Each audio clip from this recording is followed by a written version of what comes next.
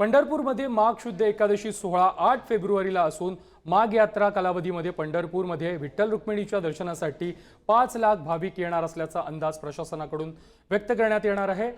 वारी कालावधीमध्ये येणाऱ्या भाविकांच्या सुरक्षेसाठी तसेच वारी निर्विघ्नपणे पार पडण्यासाठी पोलीस यंत्रणा देखील सज्ज झालेली आहे आणि याचाच आढावा घेतलेला आहे आमचे प्रतिनिधी माऊली डांगे यांनी। माघवारीचा सोहळा अवघ्या 2 दिवसावर येऊन ठेपलेला आहे आणि माघ यात्रेनिमित्तच पोलीस प्रशासन सुद्धा सज्ज झालेलं आपल्याला पाहायला मिळते। माझ्याबरोबर उपविभागीय पोलीस अधिकारी अर्जुन भोसले साहेब आहेत। साहेब, काय सांगाल, कशा पद्धतीनं तयारी सुरू आहे?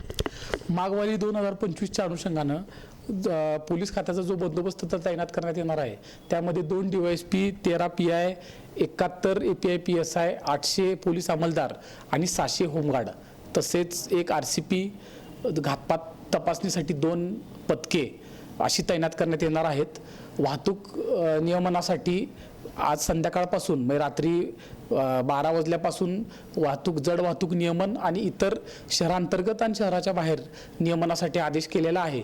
त्याप्रमाणे वाहतूकचे अंमलदार आहेत ते तैनात करण्यात येतील।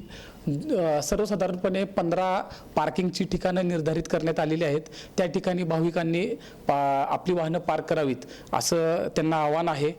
सुरक्षेच्या दृष्टीने नगर परिषदचे 150 CCTV कॅमेरे तसेच मंदिराचे 100 असे 250 कॅमेरे CCTV कॅमेरे थ्रू नजर राहणार आहे। वॉच टावर 13 वॉच टावर आहेत ज्या ठिकाणावरून गर्दीच्या नियंत्रण आणि नियमनासाठी वापर केला जाणार आहे। माघ यात्रेनिमित्त आता 1,500हून पोलीस बंदोबस्त तैनात करण्यात आपल्याला पाहायला मिळतंय। माऊली डांगे, पुढारी न्यूज, पंढरपूर।